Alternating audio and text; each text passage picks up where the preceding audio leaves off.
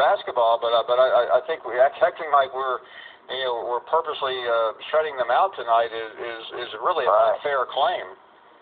Well, you need a 16-hour show, Paul. Yeah. ESPN's going to have to give you more airtime, no doubt about it.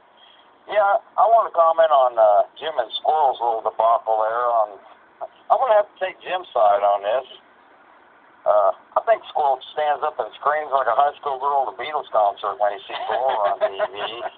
I mean, his last two calls have been of that subject content. I think he's trying to cover his tracks. He might be in a little trouble with his wife. What do you think, Paul? Yeah, I really don't know.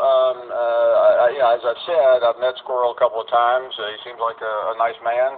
I've never met him. I've spoken to Jim quite a few times, but I've never had the pleasure of meeting him as much as I would have liked to. I was in Tuscaloosa 2 weeks ago today. No Jim. I've been there about 8,000 other times. Never Jim.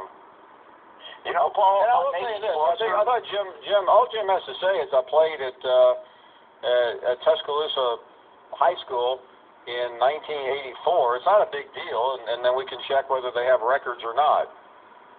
Yeah, I actually knew a kid growing up, Paul, that was an outstanding pitcher. He had a smoking fastball, and he had an injury wearing a bush hog and couldn't finish his summer year. I wonder if I may have uncovered Mike, the story of young people being injured and having their careers cut down is pretty endless. And again, I'm not being critical of Jim. We just had a couple of questions for him. That's all. I mean, he came into the bar.